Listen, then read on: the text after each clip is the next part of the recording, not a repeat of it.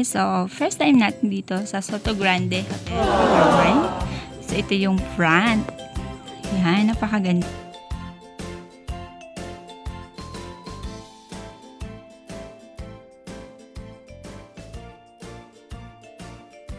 Lapad ng kanilang court. So, hindi ko na-expect na malapad pala ito sa likod. Ganda! Yan. So, sa side dyan, meron po dyang pool. So, malapit lang to sa highway. At, pag nasa Tagburos ka na, makikita mo yan. Ayan. So, ito naman yung kanilang lobby. So, dito po, pwedeng kumain ng breakfast. Ayan. Napakaganda kasi napaka-vintage ng lugar.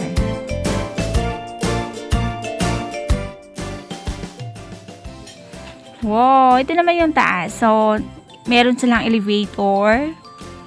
Yan. Yan. So, this time naman, papunta na kami sa aming mga room. Yan. So, hinahanap na po namin.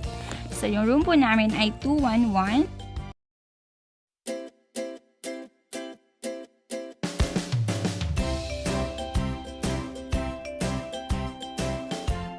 After po ng aming training na magre-relax, ayan, naligo muna ako ng pool. Ang ganda, ang lapad. Malapad. Color. Yan.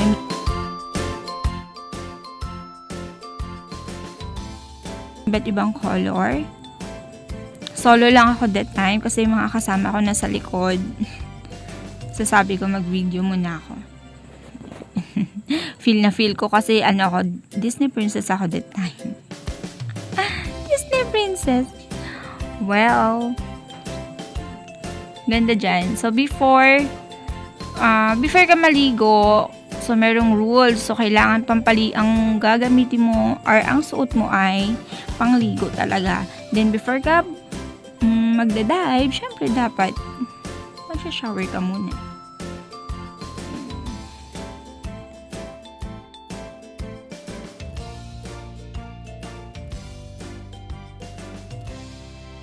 Ayan, sumuntik na ako madulas. Pabalik na ako sa room. Yan. So, instead na dun ako dadaan sa harap, dito ako dumaan sa likod. Yan. Yan po yung lobby kanina na pinakita ko. So, dito tayo dadaan sa likod kasi nga basa tayo. Hindi ako nakadala ng tuwalya. Yan. Meron naman pong daan dyan sa gilid. Yan. Ganda. So, nakikita yan sa highway.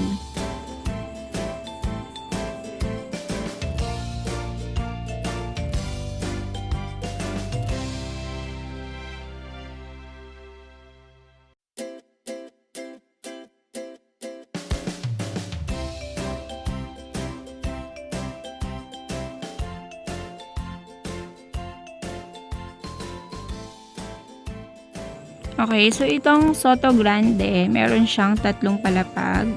And then, ang daming rooms. Napakaganda niya. Gandang-ganda ako sa mga rooms niya. Then, meron silang bathtub. Mamaya, papakita ko sa inyo. So, yan. Dito yung daan sa likod. So, hindi na ako nag-elevator. Dito ako dumaan sa hagdan. Kasi malapit lang naman kami dito. Yung aming room. Yan, naglalakad na ako mag-isa. Yung iba kasi ay nagpapahinga na.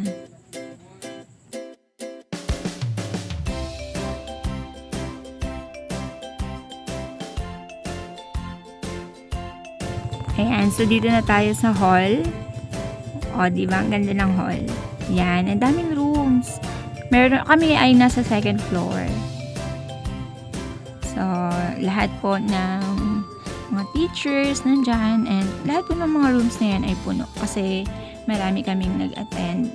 But, yung iba naman ay umuwi. Yan, so hanapin natin yung 211. Yan, so ito naman yung kanilang lobby. Yan, yung kanilang information. Ganyan. Nasalubong ko si ma'am. So, teacher siya ng Iratag.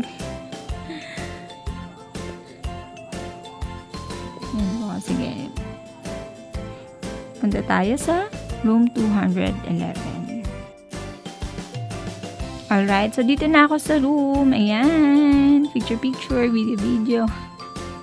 Ayan muna. So, yung kasama ko is hindi siya nag-swimming dahil pagod daw.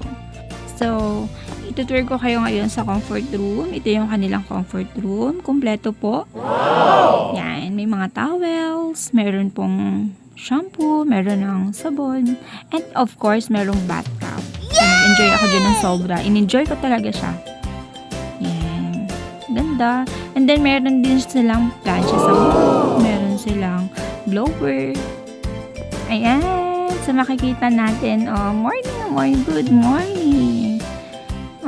Kita si Sunshine. Sino yun? Well, tutuloy ko kayo sa room. So, ito na yung room. Morning na po yan. So, this is the last day. Ganda. Tapos, ang lakas ng aircon.